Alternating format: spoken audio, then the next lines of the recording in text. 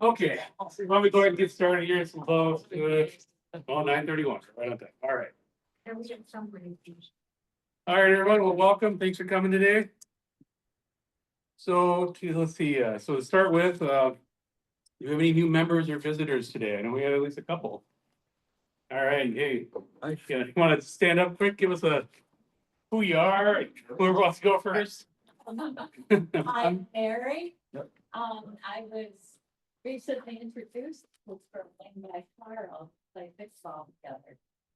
And I had an idea for our lake home of making little signs, and that's all I wanted to do. But then I saw all the things that you can do, and I got inspired.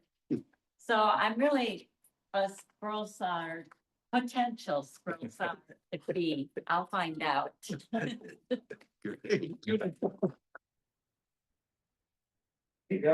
too. I'm a member of the Woodworkers Guild and work with hand tools primarily, and I'm starting on a project that's fairly involved and has a large 18x9 area that I was going to relief carve. But a master carver, Tony Kubalek, said, you ought to try scrolling that. So I thought I'm going to try doing that. So I'm here to learn about that. This is a real timely meeting. I joined because you were saying the stuff that we see when you all have shows and exhibitions of it is just mind blowing. So I'm sort of excited about it. So thanks for having me. Thank you. All right, well, it's always great to see some new faces. Happy everyone can make it. All right. Okay, then, name tags for our new members. If you need a name tag or anyone else, see Katie up here. She's our name tag person. She will get you a name tag here. Okay, secretary's report. That's Steve. Secretary's report. There were no additions or corrections to the last minute, so we're fine. Everything's good? Yeah. All good, all right. Treasurer's report, Tom.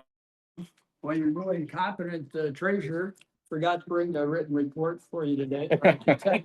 I don't remember what last month's balance was, but we added $720 to 580 were new memberships. Last time, 120 was a donation from Woodcraft from the class that Troy and Steve did. And then $20 was for the air filter that Troy had donated to the club, and that was purchased. So we deposited $720 additionally. All right. Next time we meet, I'll actually have what the last month's was. That's okay. You're not gonna lose your job. Yeah. I noticed it was acclamation that I won by. I know that I've never seen an election quite like that. Former treasurer, I can tell you that as of the end of March, the balance was $3,500. So whatever he added, Okay, okay? perfect. There we go. Oh, all right. 4220. Wow. Wow, we're doing all right. Okay. Thank you, Tom, for doing that. And then treasurer's report, motion to accept. Also, So moved. second. Second, okay, all in favor, say aye. Opposed? Perfect. Okay, so looking through my agenda here, sorry, I had a bunch of stuff going on this morning. Yeah, it always seems like when I get here, everyone's got just a million things, everyone wants to talk to me, kind of bunch of stuff that we're trying to put together, so I'm a little frazzled, I'll get it together here. Okay, so Mike Zink had something he wanted to share with the group here. Oh, all right. Yeah, come on up, Mike, I'll let you speak over. All right, I was finally able to get a hold of this Jerry Hackett, the fellow that makes things out of toothpicks. And a very interesting fellow, but all I could find was an address for him that I Googled. I couldn't get a phone number or anything, so I just stopped in one day after golf last week, hoping that they would be home, and sure enough, they were both there. So after a little while, he kind of thought, yeah, maybe he would be willing to come in and explain how he does what he does and bring a few things in. So he had made the Eiffel Tower out of toothpicks. He's got the Space Needle. He got a bunch of very interesting things. One thing he said that he cuts these with a fingernail clipper. Oh. And he gets thousands of these pieces of toothpicks, boxes of them. And then he cuts them into 1/2 inch, 3/4, 1 inch, whatever lengths he needs with a fingernail clipper. And then he makes, 500 of these, a 1/4 inch long, 1/2 inch long, whatever they are. So he has all these different lengths. So when he starts to build whatever he's building, he can do it. And his latest projects, he gets drawings and pictures of county courthouses in Minnesota here. And he's done 2 or 3 of them, and he's doing some more. And he says, well, they always question, why would you want drawings of a county courthouse? Because everybody's thinking you're gonna blow the place up or what.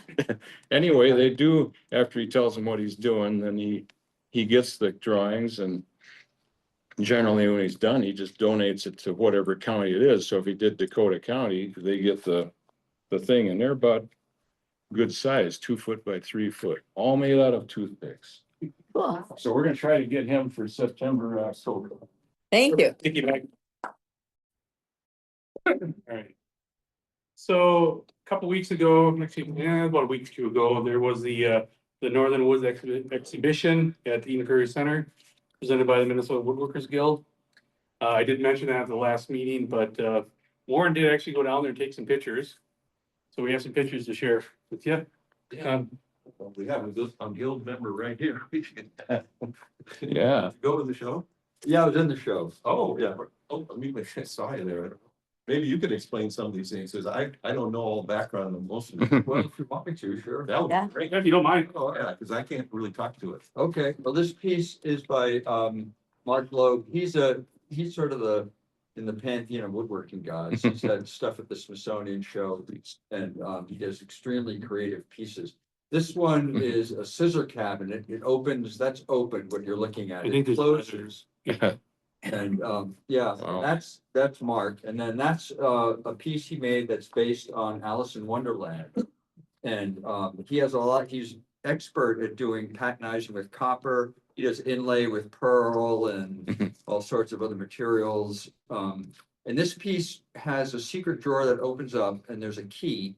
And you put the key in a slot in the top and turn it, and those cylinders spin around and open. And there's 5 of them for each of the chapters in the book. Yeah, he's a serious master. Yeah, it sounds like it. So that's one of the nicest ones I've seen him do. It was really fun to look at. And he won Best of Show and Peer Award at the show. I can see why. Wow. Well, I stole his awards.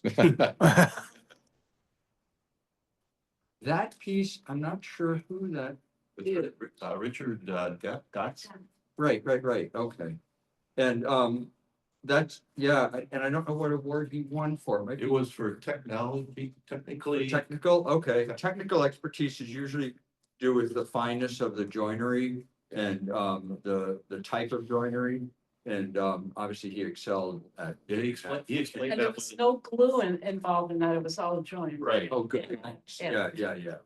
Huh. Oh, That's amazing. Nice. there's some really. Okay, there's another photo of the one you Yeah, talked that's about. with the clothes. Yep. Yeah, Wow. that's Mark. Okay.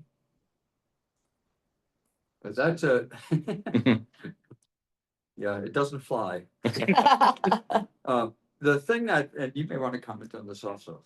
The thing that I thought was really cool about it is the veneer work and all of those, the skin on it is all veneer, and a really cool technique of using hot sand to get the shading on the tips. You dip the piece of veneer into the hot sand and it burns the tip of it enough to make it look shady. Huh. So, and of course, it's an incredible job of joining them. Wow. Here. Do you recall who made that? That's, Yeah, Tom Shrunk, Oh. yeah, yeah, he's like master veneer, he's yeah. got Steinway pianos and. Yeah, if you look at his site, he does a Steinway piano that's not just straight veneer, it's veneer similar to this over the entire piano. Wow. Yeah, he's unbelievable. Jeez. That piece is by, oh gosh, from Finlayson. Yeah, I can picture her. She's a, Cindy, Cindy, yeah, Yeah. she's a relatively new woodworker. She had a piece in the show last year. And this is a piece she wanted to really have it communicate nature. She said the challenge was getting it to sit balanced, and it's actually attached on the bottom to a piece of laser cut steel to help it Oh, stay, stabilize to be it. stable. But doing the bending is always a challenge. Woodworkers love to do bending, but it's tricky to do. So she's really come along a long Oh, yeah. way. Yeah, that's Beautiful, beautiful. beautiful piece. That is Roger Knutson, who makes large, oversized things. He's made a giant chisel, a weird Salvador Dali piano, and this is his huge stiletto shoe. It's made of basswood, and the inside is leather. It's about, well, you can see how tall it is. It's about Yeah. 4 to 5 Yeah. feet tall. Sadly, it was on an unstable stand, and a guest knocked it over, Oh, and no. the back of it broke. And Oh. but I just got a note from Roger today, the woman felt real bad about it, so she's helping out. But he's going to repair it. It's the heel that got damaged. And because believe it or not, there's a shoe museum in Canada. And someone said, you need to get in touch with them. They might be interested. So it might wind up in a museum. Oh, there you go. That would be really neat. I gave him a case of Dr. Scholl's powder. Sure. That's Mark's piece open. Okay, Yeah. all right, I've got another set that, That's about it. is that all of them? Oh, yeah, they were this, okay, they were the same. Yeah, they got some, yeah. I think I doubled. Yeah, that's it. Okay, There's so much more there. Yeah, it was a good show. Yeah. You enjoyed it? Oh, yes. I'll put this up for later. Okay. Perfect. Well, thank you guys for sharing that. Warren, thank you for going. Taking this, I wanted to make it down there, but unfortunately I wasn't able to make it down. But yeah, hopefully I'll get down there next year. So that coming up again, I talked about this last month. I just wanted to bring it up again. In case anyone's interested, it is in the newsletter. I believe there's a link. The American Association of Woodturners Symposium, which is June 12th to the 15th at the River Center. So the trade show and gallery are free if you'd like to go. It is more turning. Danny, I know you said you've been to one before. He's pretty familiar with it. I'm not familiar with it. I'm not a turner. But the thing is, a trade show looks like it's gonna be pretty big. And there's not a lot of woodworking trade shows anymore. And woodworking tools are woodworking tools. The same ones the turners use are a lot of the same ones we use. So maybe a really neat place to go and see some new tools, maybe get some hands-on experience. That one I am really gonna try to go to. I think I should be able to make that one no problem. I'm hoping to have a little bit of video we can share at our next meeting. I'll try to take some video on them there. But I think that's gonna be interesting. The classes I know are do cost and are pretty expensive, but if you're a serious turner, I think you might be interested, but. The trade show, I think it'd be neat. The gallery, I think is gonna be really neat. They're gonna have a lot of stuff on display. And then, coming up in August, we have the Midwest Scroll Saw and Woodworking Trade Show. I know quite a few people that have been down to that show. It's down in Dubuque, so it's a bit of a drive, but it is a lot of fun. I mean, they do have a contest. You can enter stuff in the contest. They do have a trade show. They do have a lot of classes. I don't think they're quite out yet, 3 classes. I haven't looked recently. I have taken classes there. They do tend to be pretty interesting, but it is a smaller show. But that's a lot of fun. So, and the thing is, it's the only scroll saw show I know of, at least in the Midwest. So it's, if you're interested in going to a show, that's the one that's there. Okay. So moving on, TLC report, toys report, Roger, what do we got? Okay, we took in 138 cars last month. And that came to 844 for the year. The paintables, we had 383 paintables. And for the year, it's 839.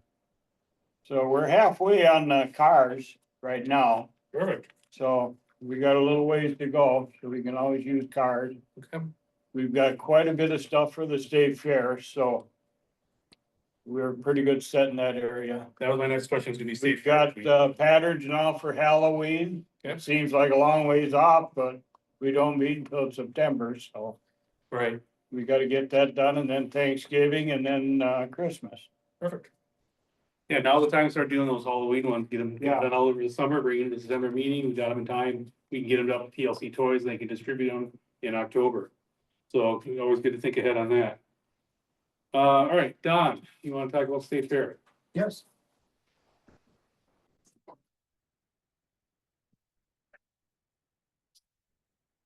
So we still don't know what our date is yet. We're gonna probably, I mean, we've always tried to get the first Monday. And that's what I'm gonna do, and she seems to think that probably that'll be available. But they send the invitations out sometime in May here, and, that's what, we've already said we're interested in being. So, we'll know for sure, and I'll be contacting everybody on the list who has volunteered. And I'll also probably get an announcement out to the club too, so that everybody in the club knows what day we're gonna be there for sure. If you're planning to do a project this year, it's a good year to do fretwork because somebody isn't, somebody. I'm not in here Isn't either. gonna be in it. No, not interested. So, So this is your year. yeah, it's wide open. After 3 years of squeezing it. Yeah, and even if you get, I don't know how many of you sell your stuff. But it's really nice to have a state fair ribbon there to display when you're selling. So that you can say, yeah, I won that. I know that my wife did quilting and the lady who does the quilting aspect of it, which is sewing the pattern into the quilt. She displayed all the ribbons that she had won county fairs and state fairs. And she said every time she got a ribbon, she upped her prices. Exactly. So that's, to say, I would say, bring your stuff in, get it into the state fair and let's see how you do. Again, I've offered to, take some in, so if somebody wants to, me to do the paperwork for them and take the logistic of taking the stuff into the fair and picking it up, I can do that. One problem with that is it always shows up as your name. And then it shows your city as Woodbury because that's where I'm at. So it comes in as like I'm a teacher or something and the overview, not the award. The award shows my city, but your name. So that's about the announcements. Now, the other big thing is I'd really like somebody to start taking over for me. I'm getting kind of up there in the golden years. And it would be nice if we could find somebody who would walk with me for a year and then take over next year. So if you're interested in that, in doing that, let me know. And because I'd rather not have it be a broken blade kind of thing and whatever. So Okay. that's my announcement. All right, Bert, if you're interested in taking over state fair and you're not sure how to get a hold of Don, you can certainly get a hold of me. I can get you in touch there. Don's information should be on our newsletter. If it's not, just reach out to me or any of the other club members that are in the newsletter. We'll get you in touch. I definitely would be nice to have someone take that over. State fair is I'd say it's our biggest recruiting tool. We talk to more people, get more people interested, more people signed up at the state fair than probably anywhere else. At least that's what I've seen in the few years I've been here. That's been my experience. And just so you know too, registration for the state fair, you do have to register your project. It opens tomorrow and you have until July 29th. If you want to register, you do have to create a free account if you don't already have one with the state fair. Just takes a couple minutes. You go in, you choose the category. There's like 4 or 5 that are for fretwork and intarsia, general scroll saw work. There's a couple different ones. You pick the category, you enter your project. You can enter 1 project per category. And then close to the state fair, you bring it in, drop it off and pick it up after the state fair. So pretty straightforward process. I've done it a few years. If anyone's got any questions on that, I'm more than happy to tell you how it works and give you the advice to not go on Saturday morning. That is, the line is around the building. No. I came another time they do like Saturday, Sunday, and like Monday, Tuesday. I came on a Monday evening and I literally just walked in. So, but that's not always gonna be the case. I think John was there last year you were on like a Monday or Tuesday and it was packed, wasn't it? So it's hard to say, but that first Saturday always seems to be the worst. Okay, so that's the fair. Anything else here? All right, why don't we go ahead and do show and tell? Who's got stuff they want to talk about today? Okay, don't all jump up. All right. I got a couple things here.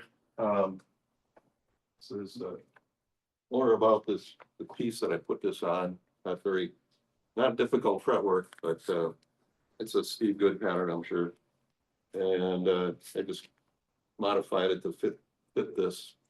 With this piece of pine, circle pine, I got this at Menards. I think I paid 99 cents for it. They had a rack of them. This is a couple of years ago, and I should have bought 20 of them. I bought 3. But it just shows up really nice. And I thought it came out pretty, just fun to do. I thought about making a series of these and, to put these up with this one with a wolf and put a moose or whatever we want on them, and it would be a nice set. So just a painted backer? Yeah, I just put it back. Actually, this is just construction paper. Oh, okay. That's it. Yeah. About a bunch of paper that works for that.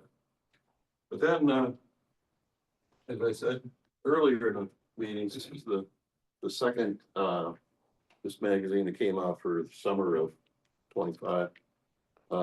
This is Judy Gale Robertson. They're gonna put one in these, the 4 seasons of the cattle, or the magazine. This is the second one they put in, and it's called The Fresh Catch. And this one was done, the guy that actually cut this, his name is Rolf Budemiller. Anyway, he's done a lot of things for the magazine. So he cut this for Judy's work. So this is how it turned out. And hardest part on doing this one was the frame. Cutting the frame. I had to borrow a rabbiting rotor bit from John, just to set in the back. And again, I just put some black paper underneath that.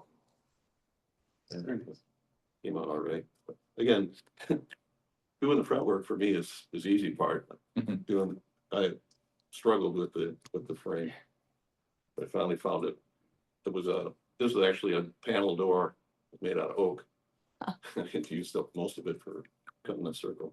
And I just put a piece of pine, bolted birch on the back. So, when I went to buy the piece of bolted birch yesterday at Rockler, they said that they're no longer giving us a 10% discount.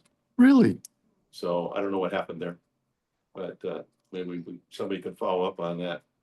And see, we've got some contacts. We've been with them for a long time. All of a sudden they withdrew that. That's weird. But there's no worrying or allowing for Woodworkers Guild. I found that out. So that's it. Thank you, Warren.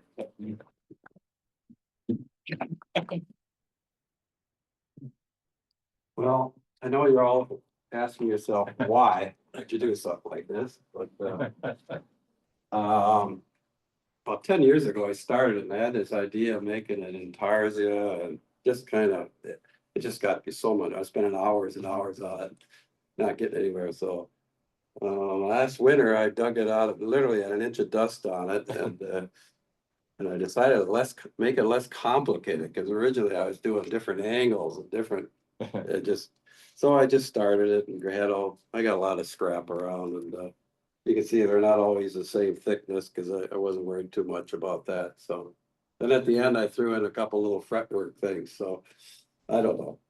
I thought it came out okay, but it's kind of different. I like it. I like it. Yeah. You did it at the fair? No, Yeah. I don't know about the fair. A lot of work. Yeah. Well, being it's high school graduation season, I decided to take one of my grandson's pictures and make that out of it.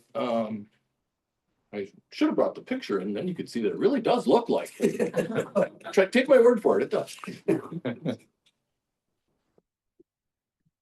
All right.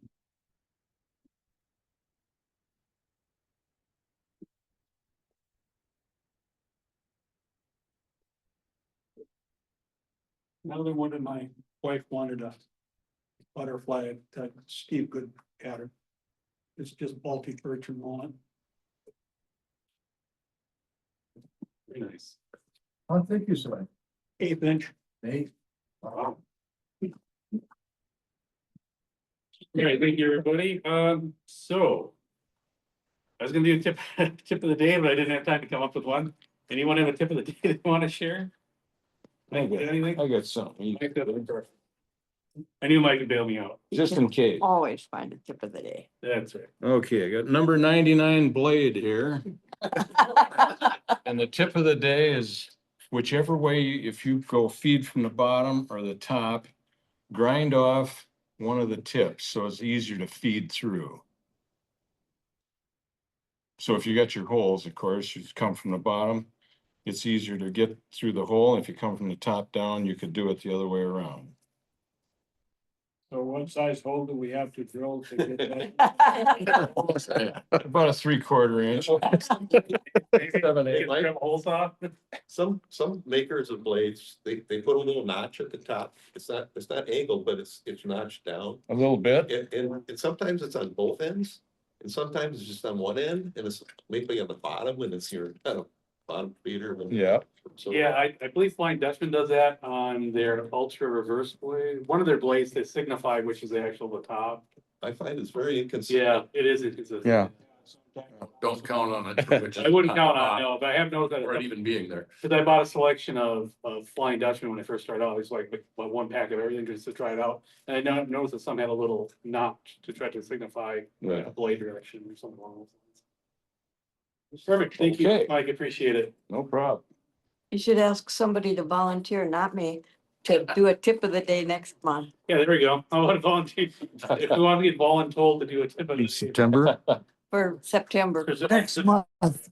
If we don't meet again in September, then yes, this is our last meeting until September. We don't meet over the summer, as I'm sure most of you know. We will be back in September. There will be communication going out over the summer, stuff that's coming up with the fair and things like that, but. Yeah. Just a quick question for the group.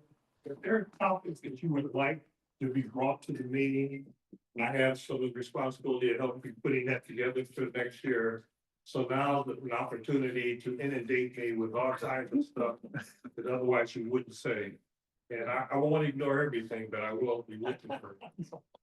And I mean, we've had such good years with so many other things, we need to kind of think outside of the box of some other things you might want to do. One item that was brought up to me at the last meeting was how machinists use machinist tools in woodworking. I mean, I think that's sort of interesting because, you know, the people working in metal are used to, you know, thousands of an inch. So that gives us a lot of room, so we could probably learn something from the few machinists that are in the group. So that's just one idea. But again, if you have some ideas that have popped up as you've been sitting there, hey, I'd like to see this, that, or the other. And even if it is a repeat, we can still try to say, how can we do better on this? So as an example, there've been a lot of changes in what's available for finishes. So that might be something that may interest people. So again, building, you can send it to Troy, you can send it to me, but I'm looking for your ideas. So then you can't be mad at me for doing what you asked. And there are no bad ideas, only the ones you didn't share. So whatever it is, whatever you think, whatever you'd like to learn more about, because the club is about everyone who's here. It's not just us telling you stuff. It's collaborating and learning about what you want to learn about. You know, and for me, I'm self-taught for woodworking. I've never really, I've taken a few classes on a few basic classes, but I didn't have a mentor. I didn't have anyone to show me what to do. I simply figured out. That's just kind of how I learned. But I know not everyone's like that. So it could be some simple things too, like I fought with rough lumber, trying to using a joiner and a planer. And let me tell you, I fought for years I could not figure out why I could not get my joiner to work on boards. And I finally found a YouTube video that kind of explained in about 5 minutes. But you know, it's things like that maybe you struggle with, and you're not. It can be things like how to work with rough lumber, how to resign, which we've covered a little bit. but things like that. So don't think it just strictly, you know, how do I do this kind of cut and scroll saw? It can be anything that has to do with woodworking, finishing, And that could include online sources for buying various things. Because there's Absolutely. a lot of really great places to buy stuff other than, Rockler or Woodcraft. I'm not knocking, I'm Nope, just nope. saying, there's a lot of additional options that you may or may not be aware of. Yeah, and it does change a lot, because a lot, like for companies that sell scroll saw patterns, there are so many that are gone. There are, I mean, just in the last 10 years, how many have disappeared? But there still are some out there, and every now and then I find a new one, so. There's definitely anything like that too, we can share, but, like I said, without our members, we're not a club. So we are relying on everyone to help us come up with what you want to see, how you want the club to go.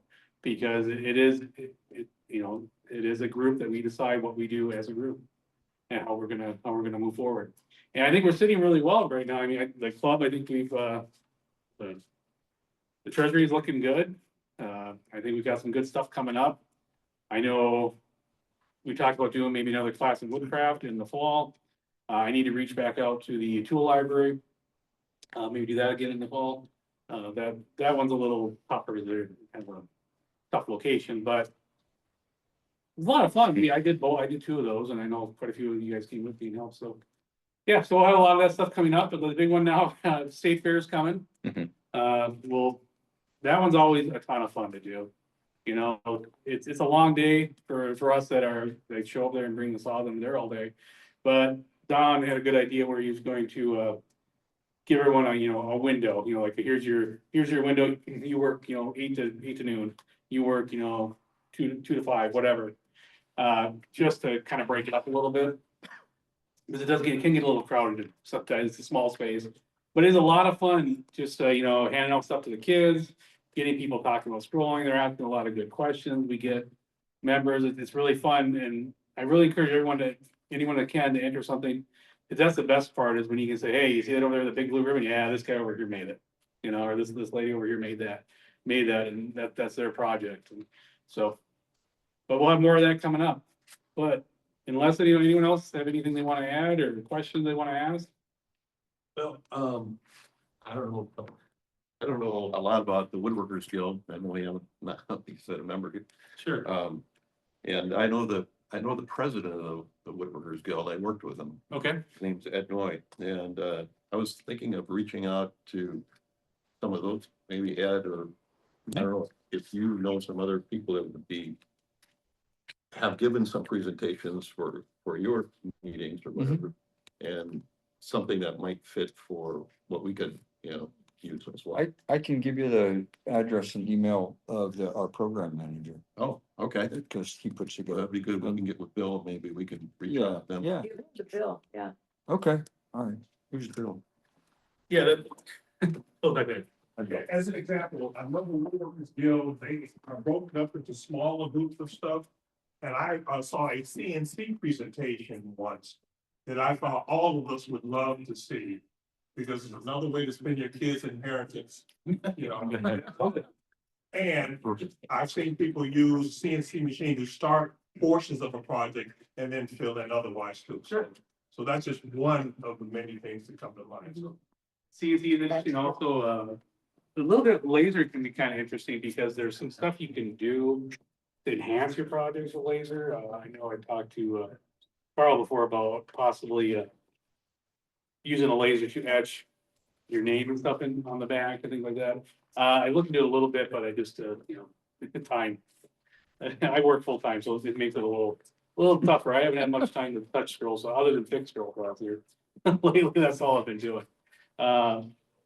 Yeah, so, and I'm sure everyone knows that. I mean, I've got Carl had a saw with a problem I fixed for him. He had a pegless saw, two saws, well, the one was we won't go into that one. But Katie just dropped off a saw for me to fix. So yeah, definitely, and we'll talk about that in the presentation today. A little bit about repairing saws. These saws are 100% repairable, most of them. I won't say they're all repairable, most of them are repairable. So if you're having a problem with your saw, don't give up. You can fix it, or I can point you in the right direction, or if you want me to take a look at it, I'm more than happy to fix them. I really, quite honestly, I don't really charge anyone to fix their saws. I just for parts because honestly, I enjoy it. I find it interesting. Maybe I'll get to the point where I get tired of it and start charging people, but right now, for me, it's just interesting. If you're in the club, I'll take a look at it. And I can, as long as it's nothing, well, they're not that complicated. That's these saws really just aren't that complicated. And I say that, but they're not complicated to me. I understand they're complicated to me. But yeah, if you're having trouble, definitely reach out to me. I'm happy to talk to you, help you out. And I've experienced, I have experience with pretty much all of it. Okay, other than that, why don't we take a little break and then we'll come back and we'll have a meeting. We're gonna talk a little about a scroll saw buying guide. We're gonna go down the rabbit hole and it's gonna get really deep. All right, Because, yeah, it's fun. Thank you, everybody. okay. All right, everyone, we're gonna go ahead and get started with the program here. So we don't run too late. Yeah, Bill, would you? Hello, can you take for a second? Another airplane project. So in talking to members of the group, Really tricky to get. one of the things that I would like to see us do next year is to actually be able to video some of you as you do some of your projects, because we see and appreciate the finished product. But I'd love to know how the heck you do certain things without losing your mind. Okay, so and specifically, you know, some of the fret work, some of the bowls, just a lot of different things that, particularly for the novice in the group, myself being one of them, to see you go through, let's say at least 5 steps of the process. I don't need to see every single thing you do, but I would absolutely love to see some of it, because I think that would help us all. Because I know most of us sit there and say, wow, that's beautiful. And I am totally dazed and confused, right? And so if I send you a email, don't be alarmed, just walk it. All right, thanks, Bill. I think it sounds like a really great idea. That should be interesting. Okay, so are we ready to go down the rabbit hole? Not really. This isn't gonna be that deep. I do want to let you know. This PowerPoint will be available to anyone that wants it. I also have a separate Excel sheet that details every saw, price point, where it can be purchased, things like that. It's just a quick 2-page Excel sheet. It's got a little picture of each one. So if you like that, just reach out to me or to Carl. We'll have it. We can certainly get that to you. I'll put it on the webpage as soon as I get it. Yep. And this will be available on YouTube. So if you want to watch it again, I'm recording it. Carl's recording me via Zoom. I'm recording via my camera. We get a little bit better with the microphone and stuff. It comes out a little better, but it'll be available to anyone that wants it. So it should be interesting. All right, let's get started. So before we begin here, actually, one thing I forgot. I have my sheets here to read off of to be a little easier. Grab these quick. Oh. Yeah, a lot of read there. Huh? Oh, did it lose it? Yeah, I went too far and he lost me.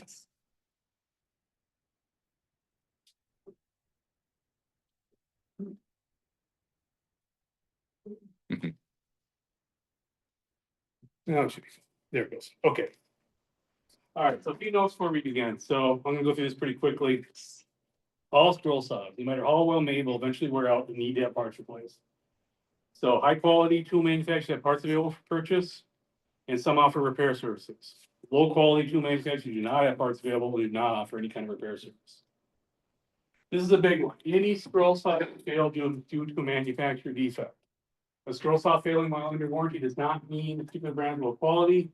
The warranties are there for a reason. If your scroll saw fails, reach out to the manufacturer. They will work with you 99.9% of the time.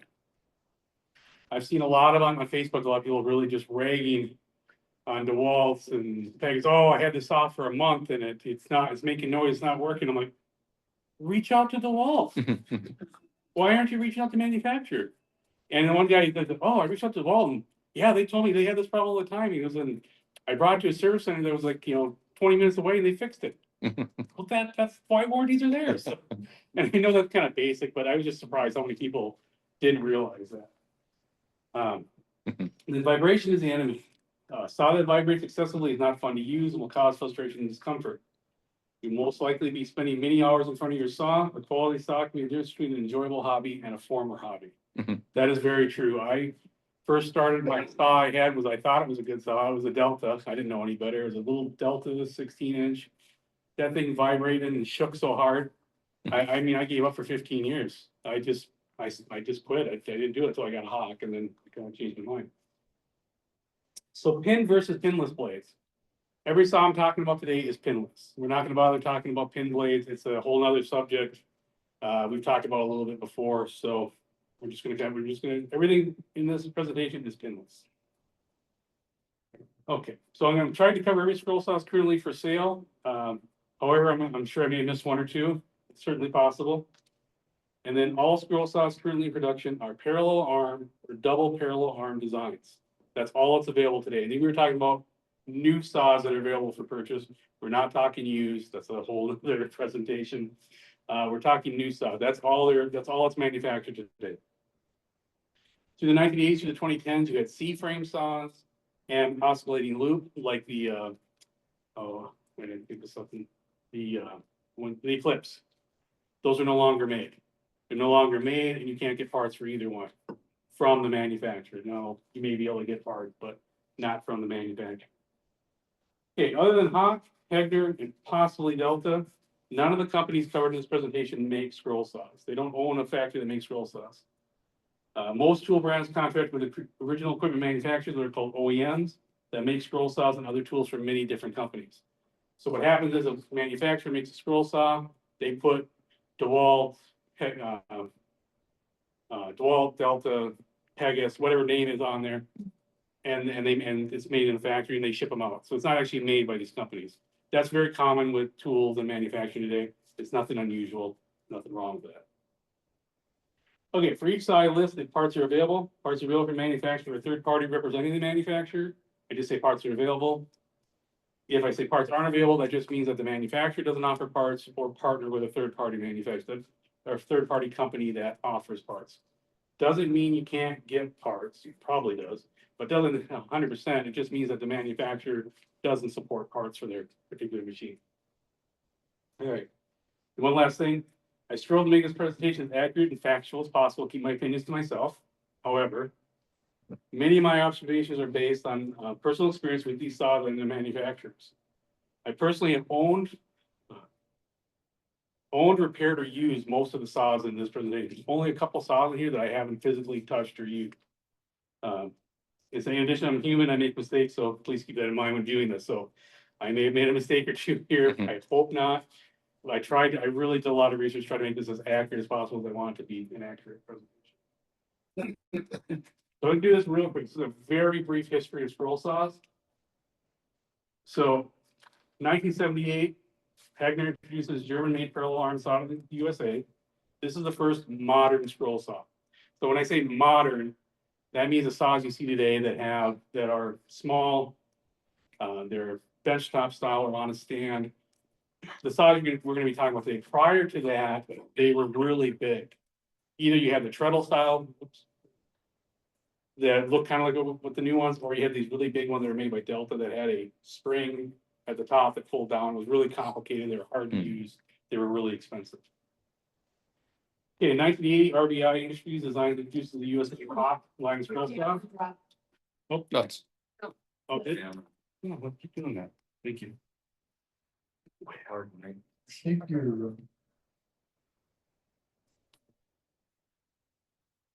think your handheld your paper got in the way of the thing that's on the chest. Well, this is just a microphone. It actually follows, it actually recognizes your face and follows your rocks. Okay. Some of the times. So the Hawk uses a parallel arm design like the Hegner. You'll see that they look kind of similar. In 1982, Somerville Industries patents the double parallel length arm saw. Manufactured in Canada, sells under the Excalibur name.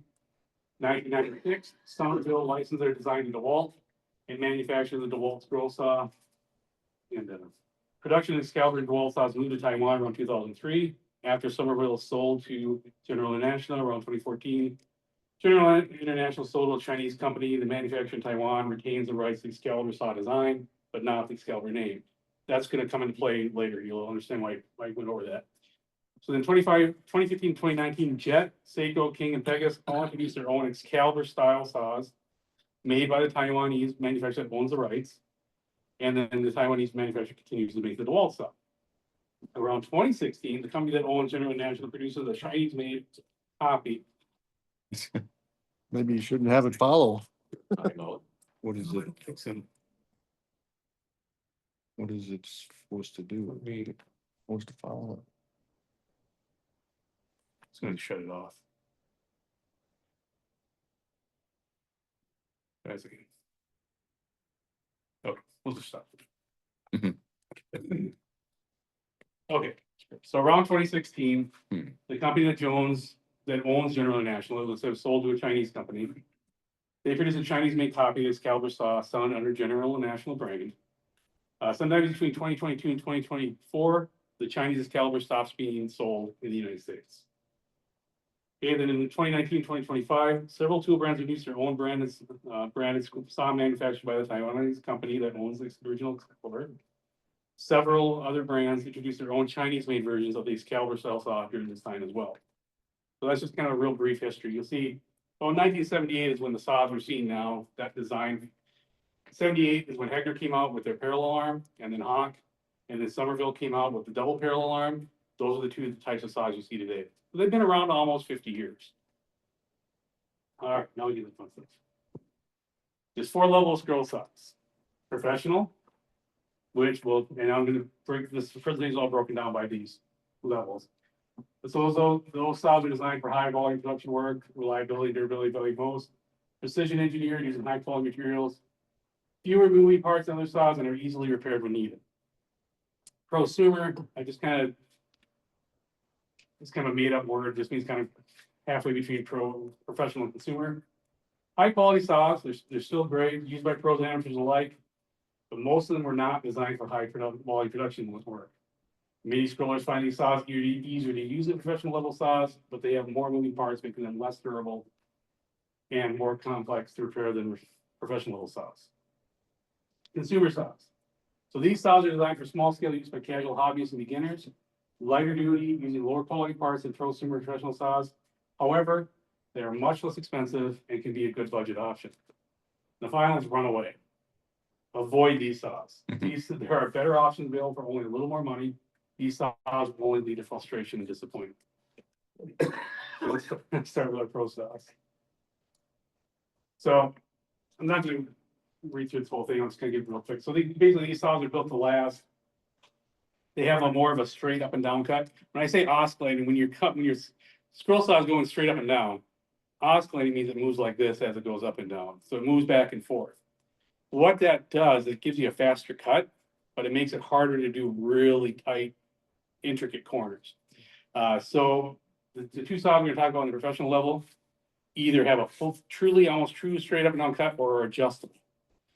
So that's kind of a big difference between these. They're also faster.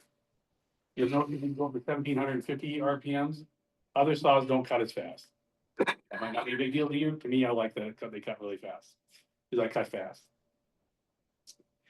They're a little bit different. How the blade goes on. When you take the blade out, the arm pops up on a spring, and then until you pull it down, where the other ones are manual. So that's kind of the main differences there. But again, like I said, these are more expensive because they are really high quality and they will last forever. And of course, we started with. And then I want to make sure too, the saws in this section have tilt tables that tilt. So if you want to make an angle cut, you tilt the table, which has its advantages and disadvantages. But let's talk about the Hector. So this is the first modern scroll saw. This thing has hardly changed in 4 years. I mean, the basic design, I have a saw that's over almost 40 years old. It looks just like it's from 1986, and it doesn't look much different than that. It's a different model of Hector, but it's still the same basic shape with the arms. A few things that changed, they've made some different improvements over the years, but the basic design is a good design, and it hasn't changed for a reason. So they're made in Germany. Currently 4 different models. They can be purchased only from American distributor, which is Advanced Machinery. They start at $795 and go to $3,490. which is for a really high-end production machine. Stand is optional, available. The blade tension is adjusted via the back knob, and tension is applied and released by a front lever. And like I said, we're only talking about the currently available new models. The old models, and this thing is driving me nuts. I'm just gonna give up. I'll have to look into this later. Oh, later. Carl's got it, so it doesn't really matter. All right. So Haggard are expensive, but they are reliable and among the highest quality scroll saws you can buy. They're made with a high level precision, and they use, I mean, they're quality, but I can tell you, I just had to take mine completely apart. And when you have two parts that go together and they're bolted together, and it looks like it's all one cast piece until you take it apart, because it's so finely ground and so precision, that's a precision tool. I know anyone who's a machinist can appreciate that. That's some German engineering. Those things are incredible. They also use what's called a TEFC induction motor, just means totally enclosed, fan cooled. There's no openings, dust can't get in the motor. It just makes it a really reliable motor. Parts are available for new and older saws. Like I said, I have a 40-year-old Hegner. I bought a whole bunch of new parts for it. They had them in stock. No problem. They weren't cheap, but I could get them. And then these are also the smallest footprint of any saw. We had a Hegner in here a few months ago. If you saw it, it's like half the size of any of these saws. They're just, I mean, part of it's a European model. Obviously, in Europe, they don't have huge houses and giant garages like we do, so they want a smaller saw. But that's not a disadvantage. It's just actually kind of neat that they're really small. Table's still big. What's that? The The table's still plenty big. It's a little smaller than some of the other ones, but it's plenty big. It's just a different design. It's just meant to be more compact. But it's probably the best. I'd say this one and the Hawk are probably the best saws out there. Here's the Hawk. Now, here's what I try not to be too biased, because this is what I use. I like Hawk. I know a lot of people don't. Hegner and Hawk, it seems to be either you love it or you don't. And that's okay. There's a saw out there for everybody. So the Hawk uses a parallel arm design like the Hegner. It's the only scroll saw made in the USA. It's still made here. There have been several design changes and models over the years, but the overall design stayed the same. The current models have a unique feature that allows you to adjust the touch from straight up and down to oscillating. So some of the other saws we'll talk about later, you can adjust the oscillation, but you can't get rid of it. The Hawk has a perfectly true up and down, and it just works, which is pretty neat. The Hegner is pretty close. I haven't really tested. My Hegner seems to be almost perfectly straight up and down, but I don't know for sure. So there's two currently models of the saw for sale. They're $1,600 and $1,800 if you want a 22 or 20 or 26 inch. They use a totally enclosed, non-ventilated DC motor, which is considered to be more reliable and longer lasting than an AC motor. You'll see some of the less expensive models we have use AC motors. Sold only by Bush Manufacturing, and these are actually made to order. If you order a Hawk today, you're looking at about 4 to 6 weeks for them to put it together and get it out to you, which is kind of interesting because I mean, they're a small company. I don't think they sell many saws, but you know, they still serve, they do, and they still service them. Again, while expensive saws are reliable, if you remove parts, less expensive saws are made from quality components. You notice that on this saw in the Hegner, everything's exposed. It's very simple. I mean, you have 2 arms and you have 4 bearings. That's it. That's why they're so simple. There are four pivot points. The motor, it's all open. There's no extra stuff on there. They're just simple. But there's some people, like I said, it just depends. It might be the right saw for you, might not. I would suggest trying one out before you buy one. Right. So prosumer, we're gonna call it level 1. I broke this up because there's 2 different kind of types here. So the saws in this section use a double parallel link arm mechanism. So the double parallel link arm mechanism is designed to produce a quality saw with low vibration. These saws have a much more complex mechanical design with more potential fail points than a parallel arm saw. They have a simpler to use blade clamping and tensioning mechanism that lacks the fine tuning that professional saws have. And then most of these saws are made in the same Taiwanese factory using a modified version of the original Excalibur design with slightly different parts. So all these saws have an oscillating cutting action. Most of these saws allow the amount of oscillation to be adjusted. The top arm in these saws raised in the lower, but you have to do it manually, as probably most of you know, and probably most of you have in style saw. And then the saw goes speed range between 400 and 1500 strokes per minute. So you see the Heckner and the Hawk are only a little faster, but 250 RPM is more than you think it would be. Warranty support is very good on all these saws in this section. Now, what makes these saws unique is the head tilts. So you can make a cut at an angle, but your table stays flat. I own one, I own a jet. And the whole reason I own the jet is because every now and then I need to do an angle cut, way easier on these saws. But honestly, I do angle cuts very rarely. I almost never do angle cuts. Mhm. So it just depends on what you're doing. You do angle cuts, I suggest one of these style saws. So I'm gonna start with the Pegasus. I'm gonna grab some drink here, sorry.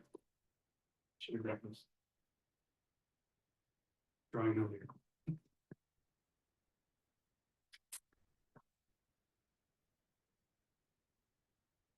All right. So the Pegasus is based on the original Excalibur design with several proprietary differences. It's all, I'm not using it. So this saw is made in Taiwan by the company that owns the original Excalibur design rights. And if you look at this and you look at all Excalibur, they look pretty darn similar. Because they're based on the same design, made by the same factory. Pegasus is owned by, I think it's Grover. It's a US based subsidiary of Dyson, which is interesting. They're known for making jewelers tools, precision files, and Pegasus scroll saw blades. You really want to get into Grover. They started in 1915 by a guy from Switzerland in the US, making files and jewelers tools in the US. Mhm. He went back to Switzerland and opened a factory to make scroll saw blades. Mhm. So if you buy a Pegasus scroll saw blade, it's actually made in Switzerland at their factory. That's pretty much, they make a few other things, but they mainly make scroll saw blades in a factory in Switzerland. And he did that before they sold to Dyson. And now Dyson owns them since 2011. But yeah, so kind of an interesting story on that one. But anyway, so available in 21-inch or 30-inch model, they're 1,000 or 1,400. Parts are available from Bearwoods and Seiko. They're sold by Bearwoods, Seiko, and Woodcraft. And the big advantage of this saw is it comes with the Pegasus heads. So that's the big difference between a Pegasus and the other models is those Pegasus heads. Those Pegasus heads make a huge difference. They are way lighter than the original Excalibur heads and the other heads the other ones use. And they cut the vibration way down. And they also, because they're lighter, so you have a huge pivot here. You got a huge pivot point right here. The more weight you put here, the more vibration you're gonna get. It's just simple physics that I have a large weight at the end of a long, this arm goes all the way back here. The more weight at the end of this long arm, the more tension, the more vibration. If I can reduce the weight, I'm gonna have less vibration. Simple physics. And then they did recently introduce a table that can be purchased for this, a bigger table. It has a pretty good sized table, but they actually have a bigger one you can have to buy as an add-on. So it's even if you want a bigger table. And then blade tension is set right here. This little bar right here. Does not come with a stand. One is available to purchase. So on to the King. So this is actually the Excalibur saw. What happened is when General International sold to the Chinese company, the Taiwanese company kept the rights. King came in and said, we want to make a King saw. And they said, okay, we'll sell you the rights to the old Excalibur saw. So like the Pegasus and these other saws are modified versions of Excalibur. This is actually the actual original Excalibur design. So whether that's a good thing or not, no, that's kind of point of view. So King's a Canadian company, comes in a 16 and a 21-inch model for $549,795, sold by Woodcraft and other. The Pegasus heads fit on the saw. Doesn't come with a stand, parts are available, but here's what I'm talking about. See all these heads? These are the original heads that Pegasus used. Those are really big. And I mean, you can pick them up holding them Pegasus head, and you can feel in your hand how much heavier those other heads are. But you can put the Pegasus heads on there. About $100 for the Pegasus heads. Takes about 10 minutes to put them on. So King, it's a good saw. The Excalibur is a well-known and respected, but yeah. You may be covering this, but can you, for each of these, I'm not sure how you do it, some scale of vibration, like 1 to 10 or something like that, or? So I would say, the professional saws have the lowest vibration, the Hawk and Hegner, hands down. I've run almost all these saws, and I've run several Hawks, I've run several Hegners. They all have the lowest vibrations, period. But, and mainly it's because of their design. They're that parallel arm, and they're just more precision engineered than these are. Also, the thing is, on these saws, there are 13 bearings. On Pegasus and Hawk, there are 4. So on Pegasus and Hawk, or not Pegasus, sorry, Hawk and Hegner, the bearings are sealed bearings. Some are sealed, some aren't, but they're about that big. On these saws, there's 13 really tiny little roller bearings, and they're fine. But 13 really tiny roller bearings are going to wear out faster than one big bearing. Mhm. Just how it is. But it's still a good saw. These are not bad saws. These are great saws, and like I said, I own a Jet, which we'll cover here next. But yeah, so for vibration level, all these saws in the level 1 are the same. I say they all have pretty much the same. I would put them all together. I would say I would recommend all of them equally, except for the one at the end, which we'll talk about because I haven't used it personally.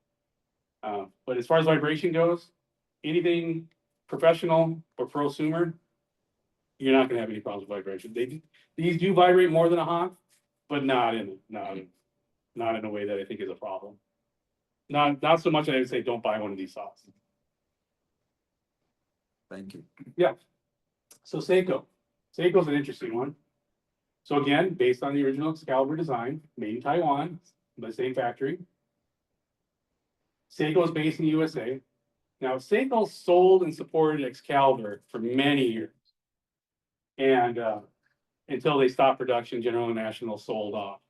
Then they stopped, then they came out with their Seiko model. Because Excalibur was no longer being made, they went to the company and said, we want to make our own model. Here's the Seiko. Seiko is interesting to see, it's got the built-in stand. It also has the biggest table. Who is it? Warren has one. Yeah, I've used a Seiko when I was down at the show in Dubuque. The first time I went, they had a Seiko, and I tried it out. I liked it. It's basically the same as all these saws, but they're all using the same design. But like it has that really big table, and but it comes with those bigger heads. If you have a Seiko, I would suggest getting the Pegasus head. It does make a difference. So 2 models, a 21-inch and a 24-inch for $995 and $1169. Sold only by Seiko directly. Standard Pegasus heads fit on there, no problem. Same blade tension, same set of same as a regular. Like I said, it has the largest table. They also make a tabletop model, so that you can get it without the stand, where it fits on a stand or a tabletop. I think it's a little less expensive. And the stand converts to the tabletop mount. is that how it works? Yeah. Oh, okay. We use the bottom parts of the legs. Oh, okay. It wasn't real clear on their website. It just showed that they had a tabletop model. Okay, there you go. Thank you, Don. Like I said, I saw one in person, but I haven't taken one apart, and I like to take them apart, so then I understand how they work. So, Seiko, really good saw. Like that table, I like the big table. That's actually kind of interesting. Having a really large table, if you're doing some really large pieces, that's really key.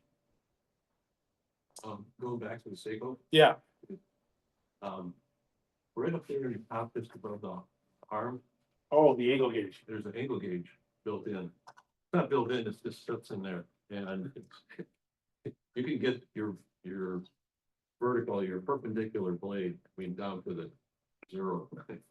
Yeah, it's a little digital angle gauge. You can actually buy them. Yeah, they're $30. Yeah, I have them. I use it on You the. can take that thing off there and set it on the table, zero it out, Mhm. and then you put it back up on top, the arm.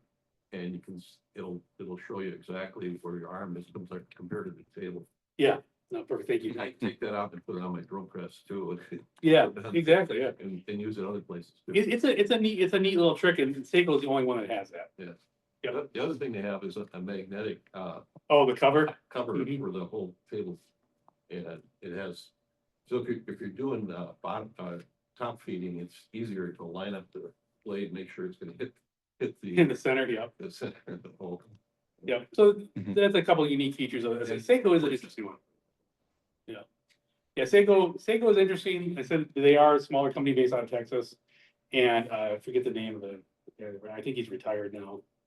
His son runs it now. Ray, yeah, Ray from Seiko, yeah. He was like the scroll saw guy for years and years and years. And Seiko, I mean, if you had an Excalibur, you went to Seiko because they would get you the parts you needed. They came up with some really, they have some other innovations and things like that. So Seiko's a really great saw. And if you call him up, you talk to Ray. Yeah, I don't think anymore. I think he's retired now, but yeah. Okay, so yeah, so Seiko, great saw. Like I said, all these saws are good. All these saws were covered in this section. All have great warranty support. Parts are available. No problem. These are all great saws. So Jet. Again, so what's interesting is when Excalibur or when General International sold off and lost the rights to the design, King bought the Excalibur design to make the 16 and 22. That's why it's a 20.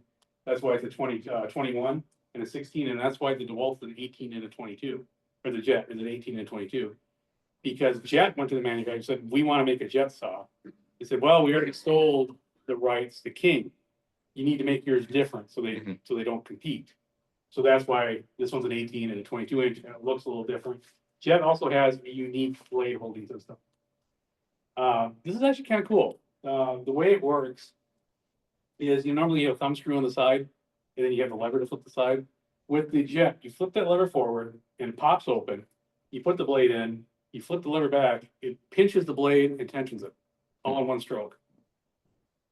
So that's their unique selling point. Otherwise, this saw is the same exact thing as the Pegasus, the Seiko, same internal style, internal components, same design. Obviously, there's some differences here and there. I have the 18-inch Jet, and what I actually did is I actually took this off because I didn't like it. I liked it, but I thought the Pegasus were better. The regular Pegasus won't fit on this saw. What I had to do was take the table off and actually grind out the hole that hold down the table and slide the table back about 1/8 of an inch to make the Pegasus work. But really, you don't have to do that. That's just me or so like experimenting.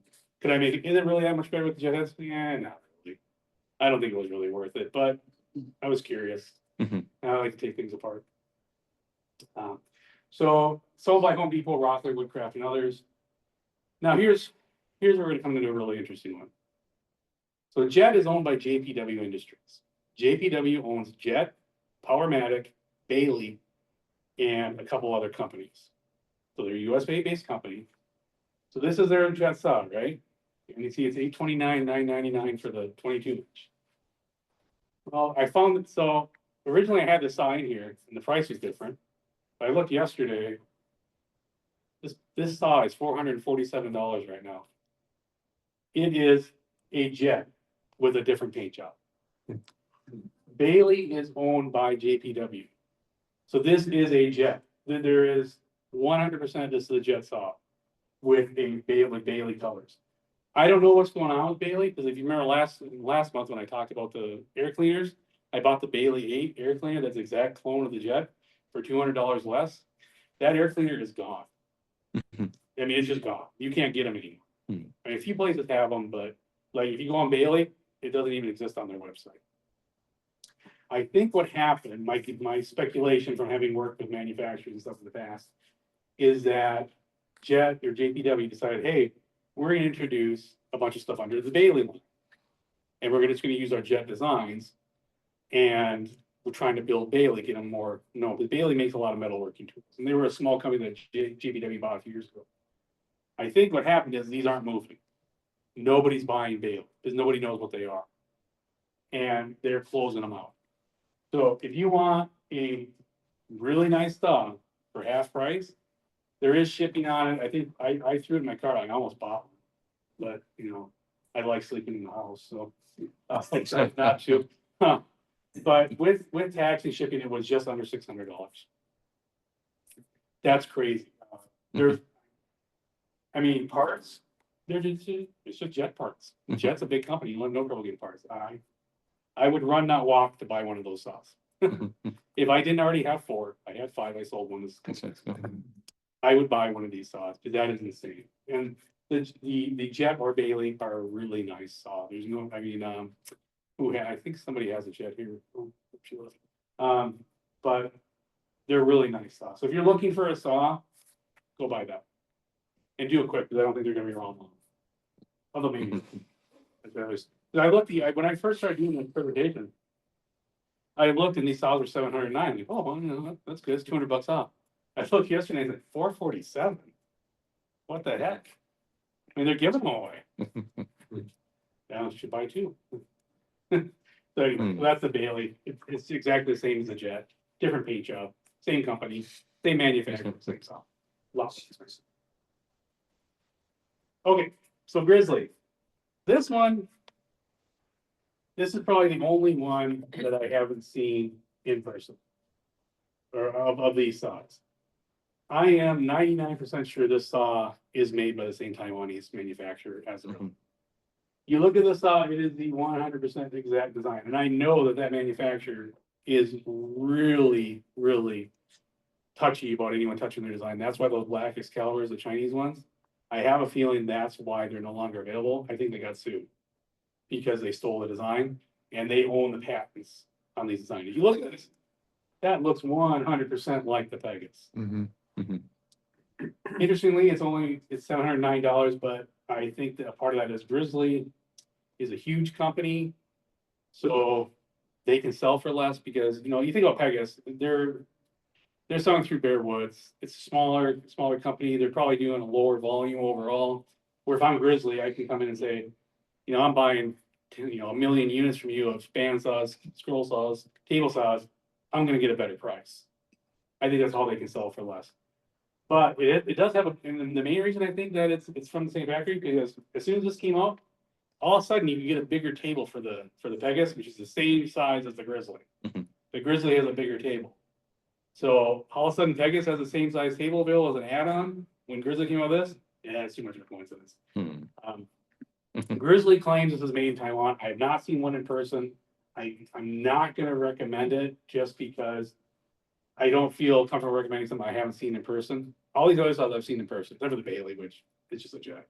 So, but I've seen all these saws in person. This one, but not this one.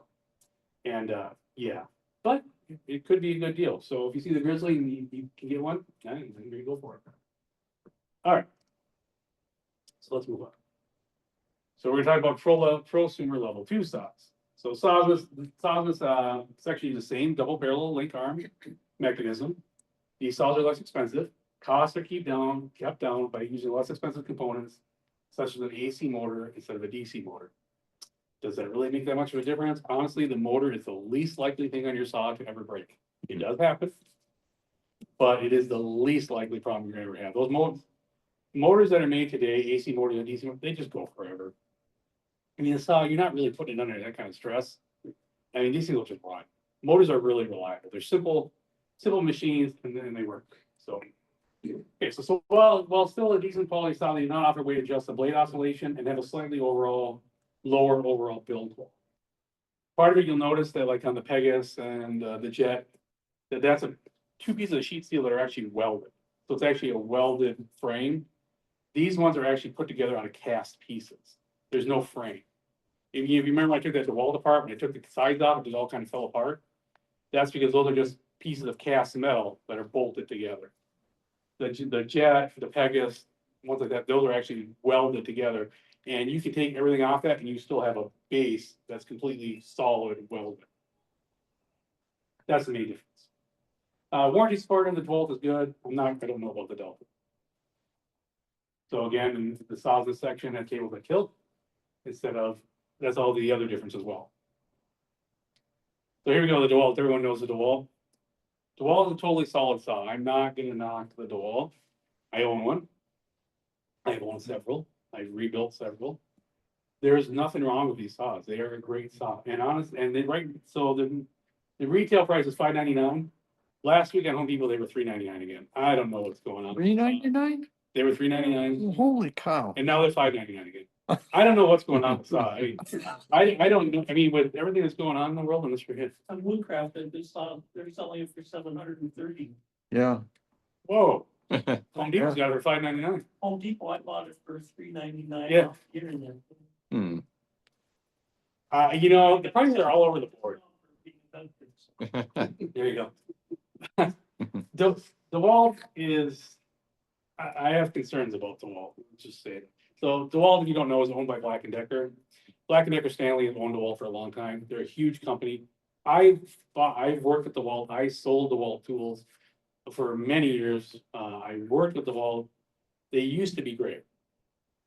I'm having concerns about DeWalt. Not, their scroll saw seems to be fine, still maybe at the same Taiwanese management, but DeWalt as a company, I'm getting a little concerned about the direction they're going. That's just a personal observation.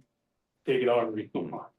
But it's still, the scroll saw is still a good saw. It's not quite, so you notice I have the different levels here. So as we go down, the quality is, quality and level of saw is dropping a little bit. Still perfect. I still recommend a DeWalt if you like them. They're great. Nothing wrong with it, but unlike those other saws, the table tilts instead of the head. Like I said, the build quality is a little bit less, but the warranty support's really great on it. So if you have a problem with your DeWalt, you can get it fixed. DeWalt stands behind it. Not that these other companies don't, but DeWalt is really good about it. And they do make a Pegasus head for the DeWalt. It's different than the other Pegasus heads made specifically for the DeWalt. I put them on mine. I didn't actually notice much of it. But, yours also may vary. But there is one available. Doesn't come with a stand, but yeah, there is one available. And by the way, if you need a stand, I have one, brand new in the box. I'd be more than happy to sell you. I also have a DeWalt saw that I'm trying to sell if anyone's looking. But yeah, good saws, easy to fix, reliable. They're fine. Yeah. I have heard some people, well, put the Pegasus head on them, but they get the. Yeah, you can put the lever one out there. Yep, that's what Carl did with his. Yeah, you can do that. I don't know. I don't know. I didn't find any. This is me yeah. Yeah, I didn't find an advantage of that, but you certainly can. Yeah, the regular Pegasus heads will fit on here too. So you can do that, but they do make a special one portable. Yep. It's cheaper. It is cheap, yep. So that's your DeWalt. So now we'll go on to the Delta. Now, this one's interesting. So Delta was originally its own company. It was bought by Pentair, which is a Minnesota company. I know that because my dad worked for Hoffman Engineering, which also owned Pentair when they owned them in the 90s. They owned Porter Cable and DeWalt. Porter Cable was sold to Black and Decker. Delta was sold to a Taiwanese company called Chang Type Industrial. I believe, but I've never been able to confirm, that Chang Type Industrial is actually the ones that's making all these saws. So I don't know that for sure, but because you can't find, they won't tell you. It's all a big secret. But I'm pretty sure that they're making all this stuff. But anyway, the Delta was designed when DeWalt owned Delta, and it's based on the DeWalt design. So if you look at it, it looks pretty similar to the DeWalt. It's just a little bit different. But it is made in Taiwan. One model, 20 inch for $5.29 a fair price, sold by Home Depot and others, using the exact same tension mechanism that the DeWalt uses. It's basically a repackaged DeWalt from what I can tell. I've used one of these a little bit. I wasn't super impressed, but it reminded me of the DeWalt. The DeWalt heads, I guess heads will fit on it. The parts, a lot of them are the same.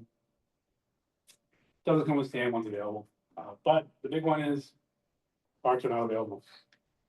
Delta does not sell parts. Part of that, I'm not sure what's going on with Delta. Delta is weird because they always made really good, like, their panel master saws and the really high-end three-phase saws and so on, and they still make those. I believe they're still made in the US, which is really weird. But since they've been owned by this Taiwanese company, they put out lower quality, like their table saws that aren't very good anymore. It's hard to tell. This stuff changes so long. But anyway, the Delta's okay. I don't really recommend it. I wasn't impressed. I thought it's more expensive than a DeWalt. You want one like this, buy a DeWalt, and then you're better off. It's my opinion anyway. Okay, so consumer level saws. So these saws use the same double parallel link iron designs all the other ones we've been looking at. These saws are made in China. They have little to no manufacturing support. Parts are just not available. Saws are cheaper for a reason. Quality control is lacking to non-existent. Parts are sometimes made from cheaper inferior materials. These saws tend to vibrate more, not last nearly as long, or be as comfortable to use as higher quality saws. Now, all that being said, these saws do work And depending on your budget and your level of screwing you plan to do, these saws may be a good option.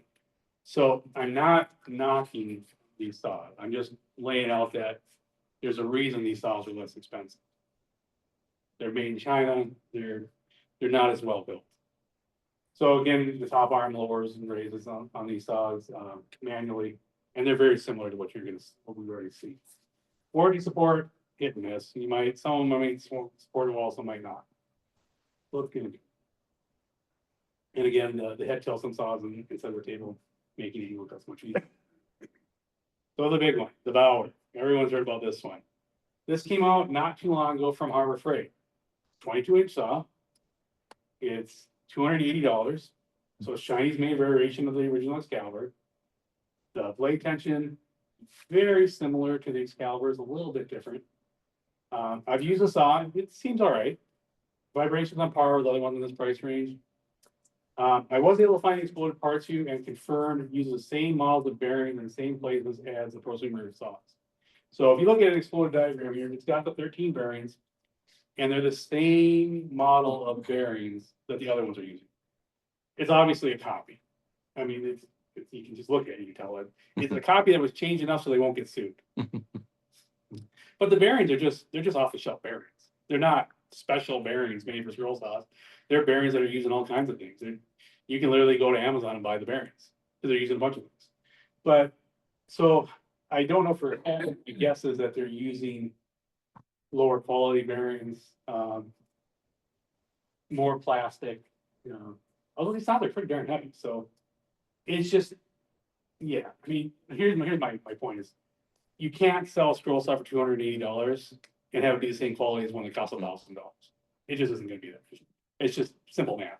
There, Pegasus isn't selling a $300 saw for $1,000 because they like to make money. Don't get me wrong, they like to make money, but there's a reason that saw costs $1,000. But again, there's nothing wrong with these saws. This is a decent saw. I mean, really, it's not a bad saw for $280. I'd say you're getting your money's worth. So that's my opinion. And this hasn't been on the market very long, so it may last. Who knows? It might be actually much better than it looks. It might last a long time, but it's hard to tell because it just hasn't been out very. Not knowing the Pegasus heads will fit, does not come with a stand. Parts aren't available. Right. This one is a conundrum. This one is $650. Notice anything about it? Looks identical to the right to the Bauer. I would put money on that this saw is made by the same OEM as the Bauer. This is one of the few saws I haven't had a chance to get my hands on. However, I don't trust Rifle. I've been burned by them too many times. They make some really decent tools and they make some really terrible tools. And I kind of have a feeling that they can't decide if they want to be a really nice tool company or a really mediocre tool company. I can't figure these guys out. Because I have a couple of Rikon tools that are awesome. I have a grinder from them and a sander, and they're really nice and they weren't that expensive. And then I looked at their bandsaw when I was looking at it, and it was just, I mean, it was falling apart. It was just, I looked at it, when I was looking at my jet, I have a jet bandsaw. And I looked at the 14-inch Rikon, it was literally sitting next to the jet at Rockler, and you could just see that it was like, the metal was really thin. You had a bunch of rough spots on it. You could just tell it was cheaply. It was just much lower quality. So anyway, so this, yeah, I think this is made by the same. Maybe it's a good tool. Maybe it's using really high quality parts and it just looks like the Bauer. But for $650, yeah, you can get a lot better saw that we know is good. So rather than the Rikon. So, if you have one, if it works, I'd love to see what you think of it. But I looking at it, I'm not impressed. It looks just like the Bauer. And it's not just like that. It's not known for Pegasus. But again, it's using that same double parallel link arm design.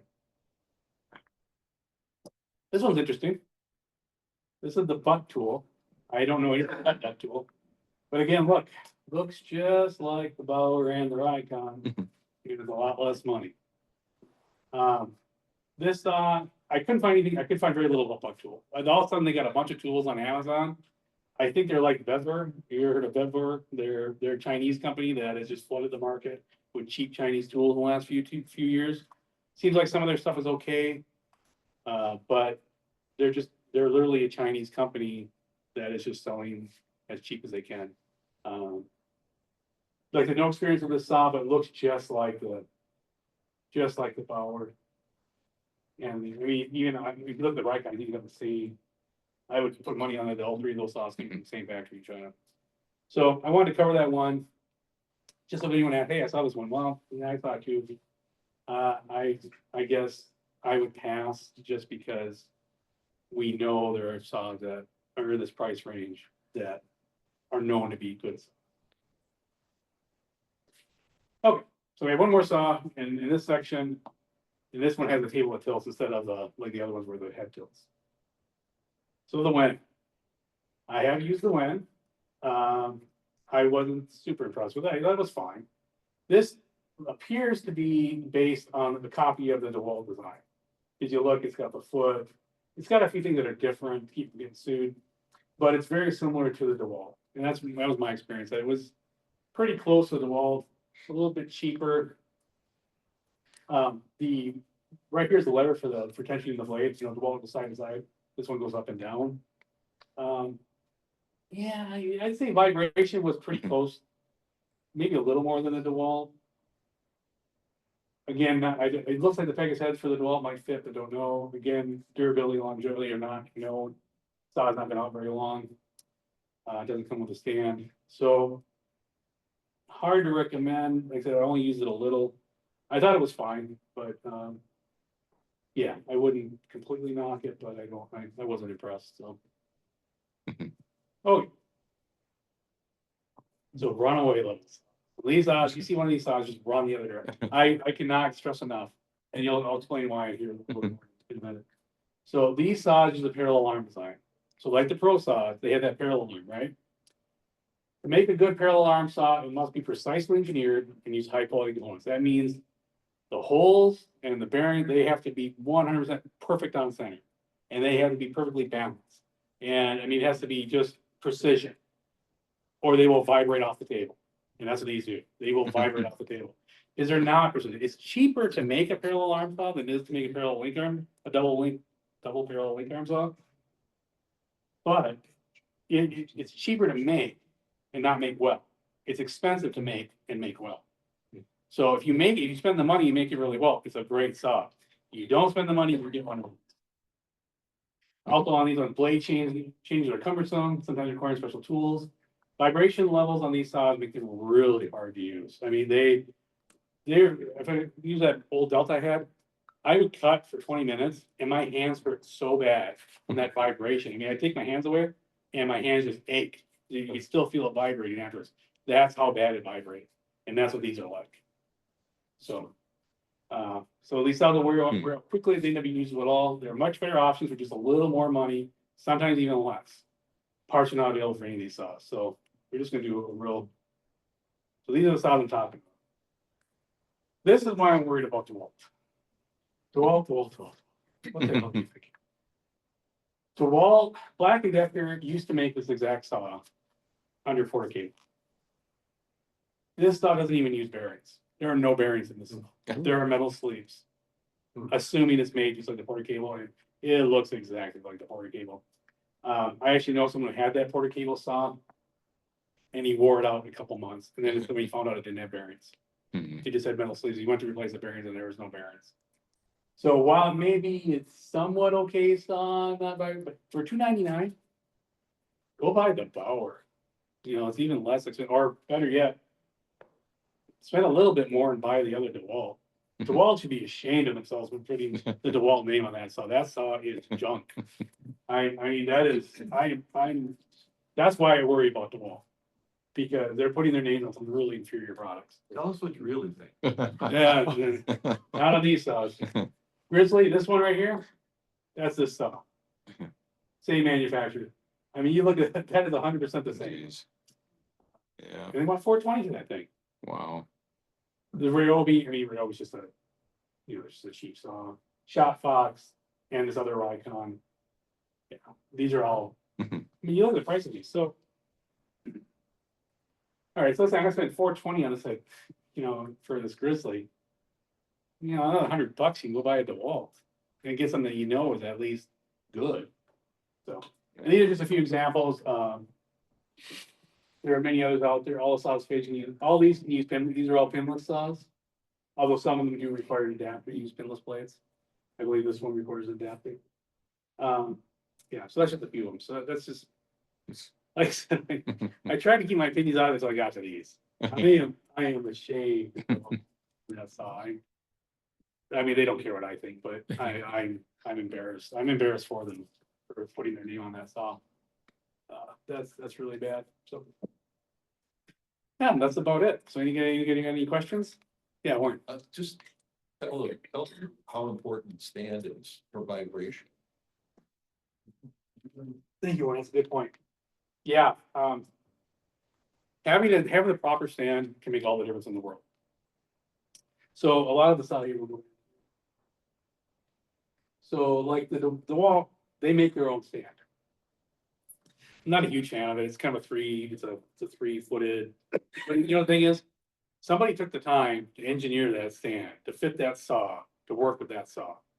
And it does. It does work really good.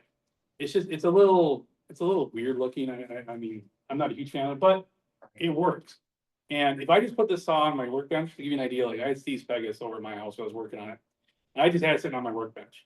And I turned it on and it would get to a certain point and it would start to vibrate and it would start to walk across my workbench a little bit.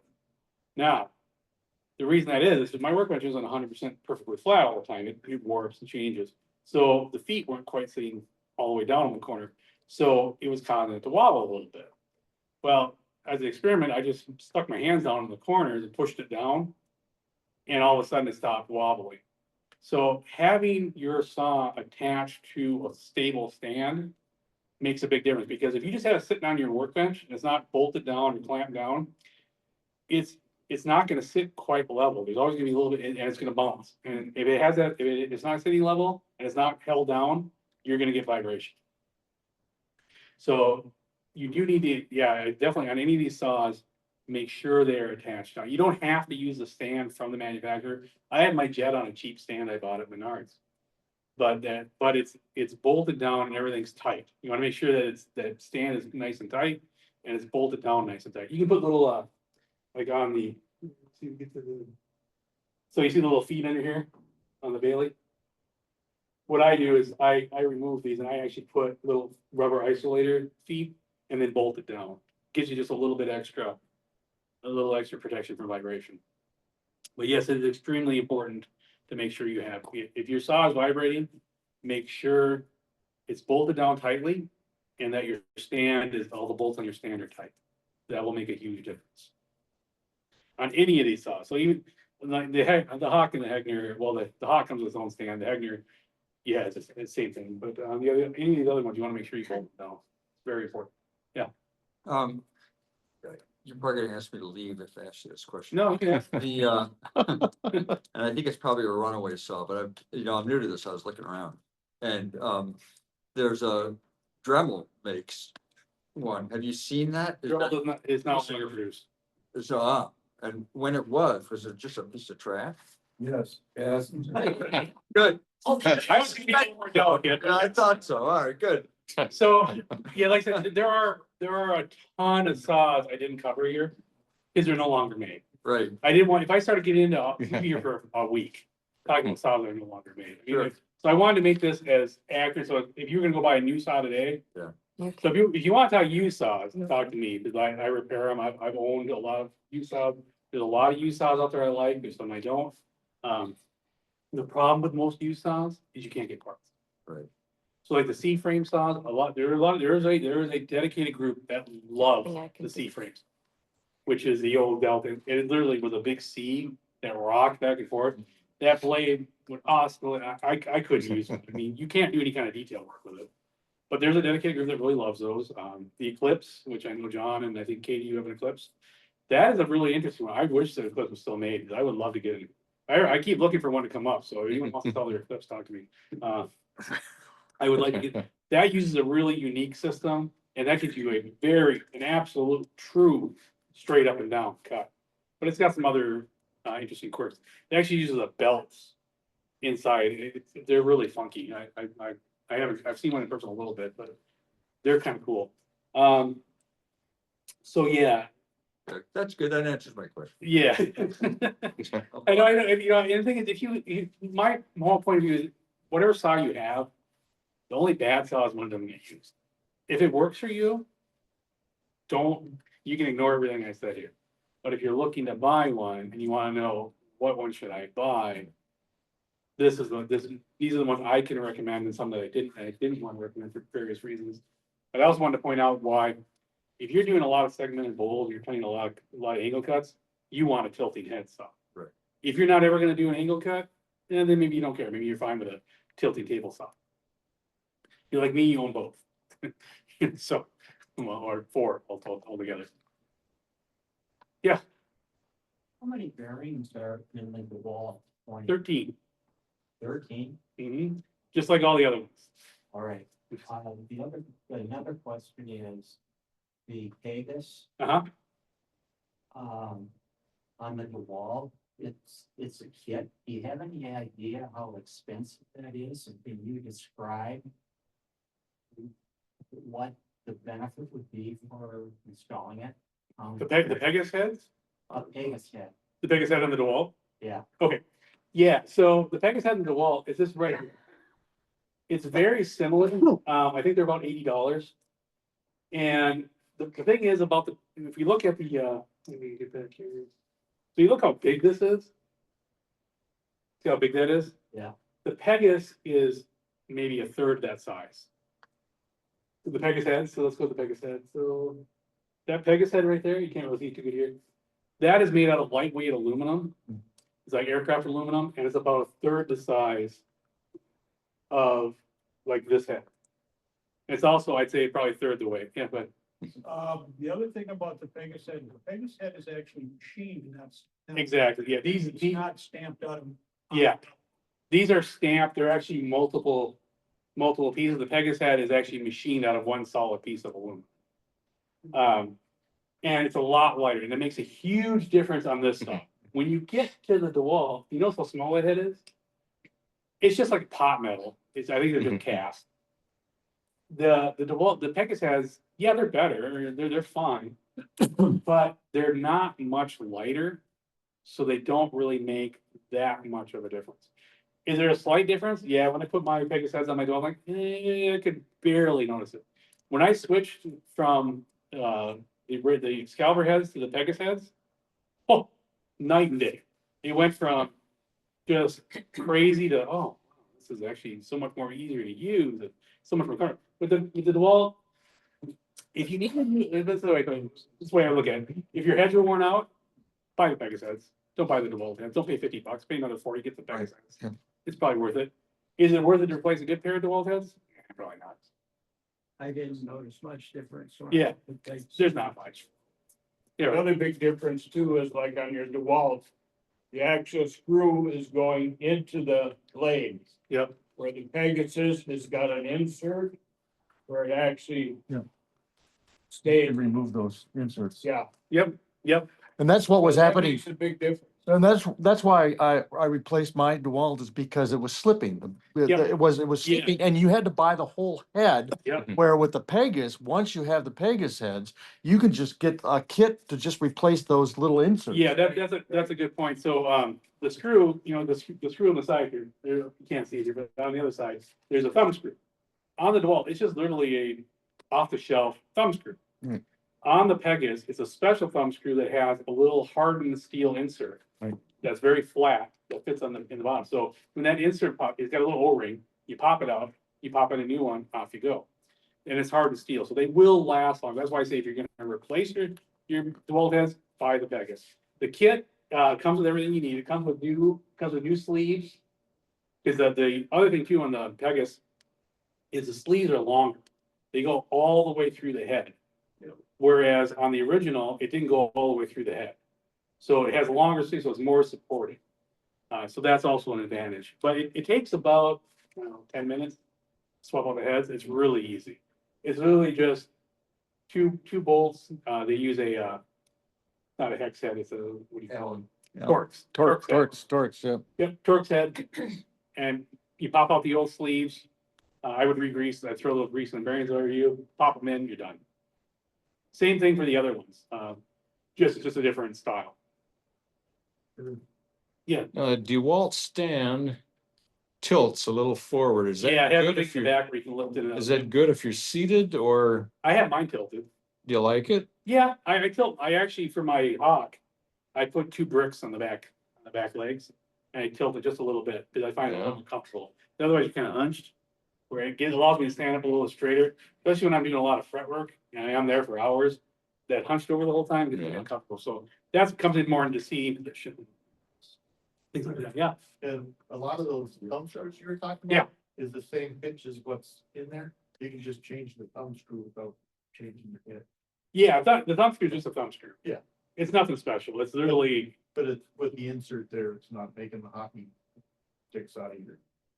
yeah, exactly, right. Because on the DeWalt thumb screw, it's just machine flat, or ground flat.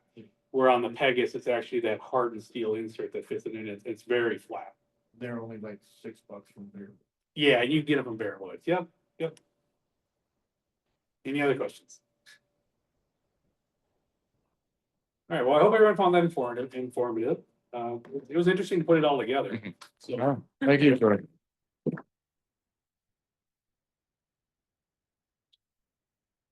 And the meeting? That it? that's it, yeah. Motion to adjourn. So. See ya. That I carry with me. Uh-huh. Thanks, Carl. Yep. Have a good day. Okay. Wanna do a